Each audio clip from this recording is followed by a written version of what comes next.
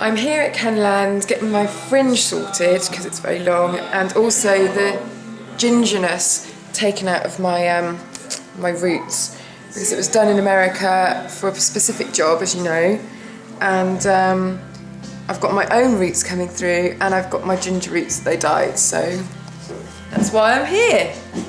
Right, so my colour's done, and my fringe needs a bit of a trim, but before we do that, Ken is going to show me what to do when inevitably my fringe gets that little bit too long again and he's away doing hair on Superstars.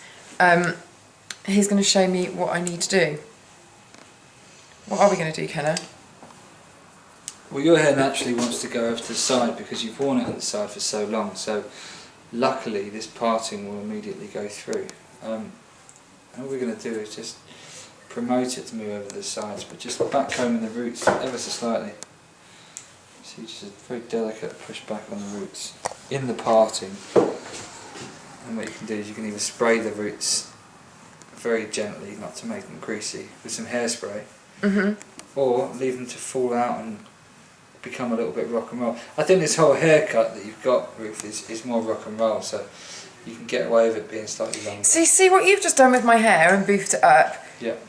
You've just done that in naturally, and I couldn't ever do that. It's years of experience, my love. Magic hands. It's all you're doing really is using the end of your fingers to create a different texture, to just basically make the hair go back on itself almost, to give it a bit of fluffiness. I mean, it's almost back rubbing itself, and it just gives you this kind of...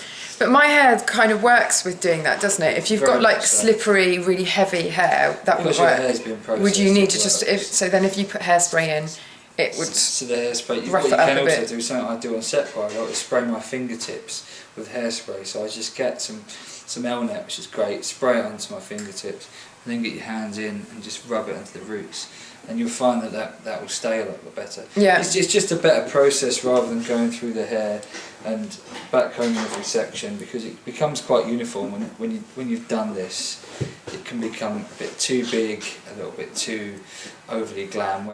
We want this kind of grown in with the roots. It's kind of slightly grungy, but it's still very modern and sexy. You see, that fringe is out of my eyes now, and I could live with that. So basically you've just put a little bit of volume into the tops of the fringe.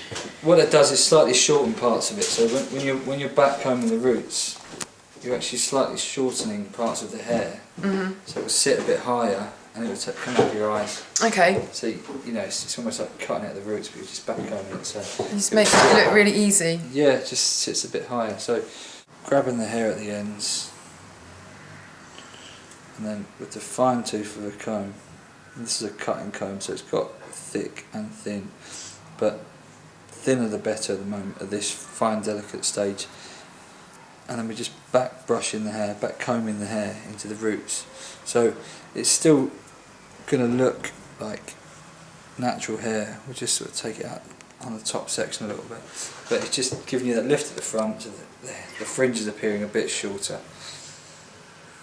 And then in the first place, that's just kind of been, dried with the hairdryer, but nothing particularly. I didn't do too much, yeah, because we were staying quite natural looking today, because it is daytime and it's a bit grey out there. We don't want to be overly glam. You know, slightly 70s rock and roll.